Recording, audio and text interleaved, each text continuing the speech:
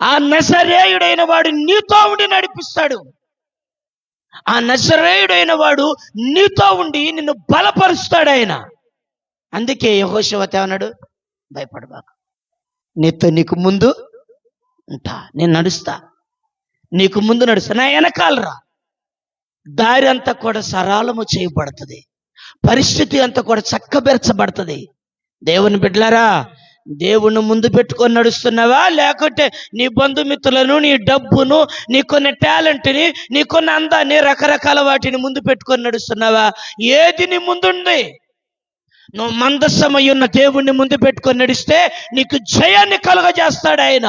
శత్రులకు భయాన్ని పుట్టిస్తాడు ఆయన. నీకున్న రోగానికి భయాన్ని పుట్టిస్తాడు ఆయన.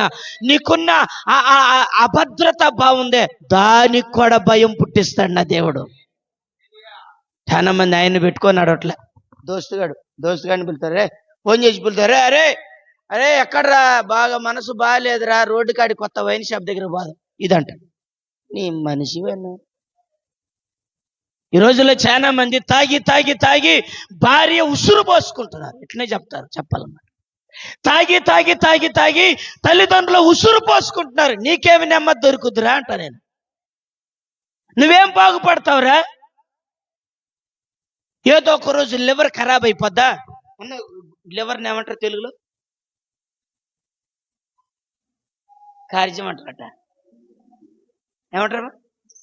గుండెకాయ అంటారా? ఇది బాగుంది. ఏ కాయ?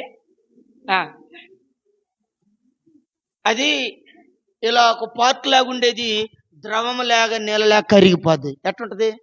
ఇప్పుడు కిడ్నీ ఖరాబ్ అయింది అనుకో, ఇంకో కిడ్నీ మారుతారు, అవునా కాదా?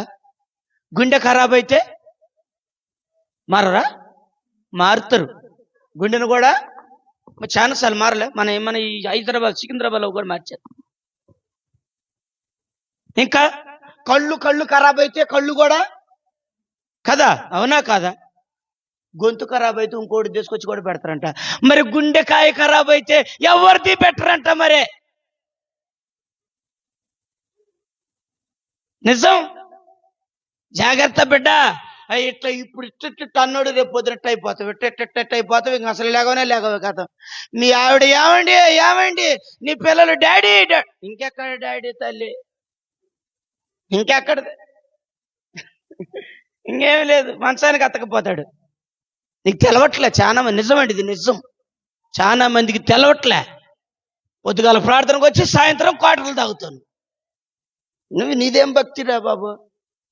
మార్చుకో, బ్రతుకును మార్చుకో. నా ప్రభు నీకు ముందుండి నడుస్తాడు. ఆయన నిన్ను బలపరుస్తాడు. ఆయన ఎప్పుడైనా ఇట్లా అనుకో, అస్సలు ఆయన జోలికే రావుగాను. ఆయన దగ్గరకు వచ్చి ఇట్లా చెప్పు, నన్ను బలపరచు ప్రభువా, ఇగో యెహోషువ ముందుండి నడుస్తానన్నమాట కదా, నాకు ముందుండి నడువు నాయన. ఇశ్రాయేలులు మందసమైన నిన్ను తెచ్చుకొని వారి మధ్యలో పెట్టుకుంటే వారి గుండెలు ప్రాణము లేసొచ్చినట్టయింది. నాతో కూడా ఉండు ప్రభువా, నేను కూడా బలపరచబడతానయ్యా, నాతో నువ్వు నడువయ్యా. శత్రువైన వాడికి వణుకు పడుతుంది నువ్వు నాతో ఉంటే అని ప్రార్థన చేయాలి కదా. చేయట్లే ఇలాంటి. ఎప్పుడిదే నా అంత వీర్రాలు ఎవరన్నా ఉన్నారా? నా అంత వీరుడు ఎవడన్నా ఉన్నారా? నేను పాట పాడితే కోయికలు లేచి వస్తాయి, నేను పాట పాడితే గద్దలు లేచి వస్తాయి. ఎంత బిల్డప్ మాటలన్నమాట. ఇవన్నీ బిల్డప్లన్నీ పక్కన పెట్టి ఇవాళ నుంచి హల్లెలూయా. దేవుణ్ణి ముందు పెట్టుకొని నడవటం అలవాటు చేసుకో. నీ పనిలో తోడుగా ఉంటాడు, నీ వ్యాపారంలో తోడుగా ఉంటాడు, నీ డ్యూటీలో తోడుగా ఉంటాడు. నువ్వు చేసేది చిన్నదే, ఎంతది? చిన్నదే. నీవు చేసేది నా దేవుడు ముందుండి నడిపిస్తాడు కాబట్టి అది మహా అభివృద్ధిలోకి వస్తుంది. చాలా మందికి తెలియట్లేదండి. ఎప్పుడు దిగులుతూ ఉంటారు, బాధపడతా ఉంటారు. పెళ్ళి అట్టు చేసేది ఇట్లా ఈ సంపాదనతో ఎలా చేయాలి పిల్లల పెళ్ళిళ్ళు, ఈ సంపాదనతో ఎలా బతకాలి, రెంట్ కట్టాలా, ఎప్పుడు ఇంతేనా రెంట్లలోనే మా బతుకు, సొంతది కొనుక్కునేది కూడా లేదా అంటే నా దేవుడు అంటాడు కదా, ఇదిగో ఇశ్రాయేలులతో కూడా ఉండి నడిచిన నేను నీతో కూడా ఉండి నడుస్తాను. నీ రాబడి దీవించబడుతుంది. ధైర్యంగా ఉండి నా కుమారి, నా కుమారుడు అంటాడు ఆయన.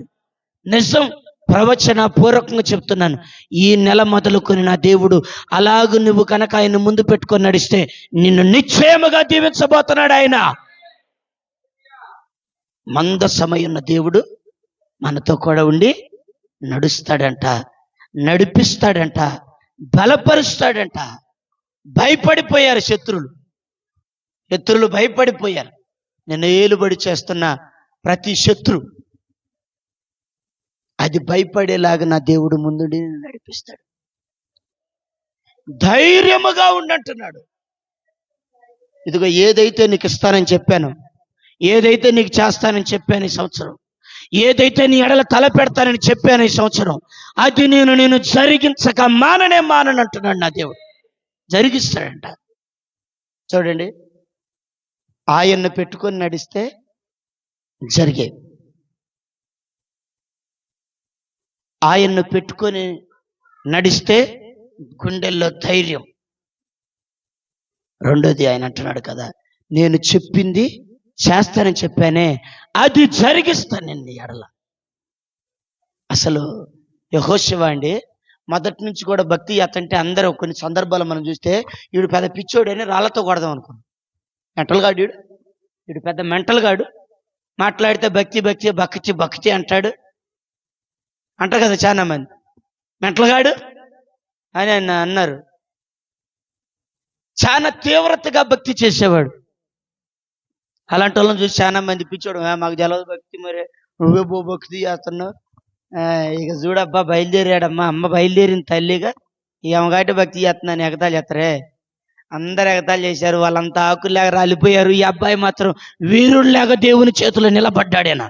ఇదిగో మెరుగు పెట్టిన కత్తి ఎంత పదునుగా పనిచేస్తుందో అంత షార్ప్ కలిగిన వాడిగా నిలబడ్డాడు ఈ అబ్బాయి. నిజమండి. అందరు అన్నా జాషువా అన్న, ఏమన్నా యెహోషువ అన్న, ఏదన్నా మంచి మాట చెప్పు అన్న, ఆశీర్వాదకరమైన మాట చెప్పు. ఆయన దగ్గరికి ఏరటోళ్ళ దగ్గరికి పోయారా, అన్నా ఇంట్లో కొంచెం తిరకాసు అవుతుందన్న, బాధగా ఉందన్న, నువ్వు 4 మాటలు చెప్పి సకపెట్టన్నా అని ఆయన దగ్గరికే వస్తున్నారు. దేవుడు ఆయన్ని పైగా నిలబెట్టిన వాడు, ఆయన చెప్పి నెరవేరుస్తూ వచ్చిన దేవుడు నీ ఎడలు కూడా నెరవేరుస్తాడు నా దేవుడు.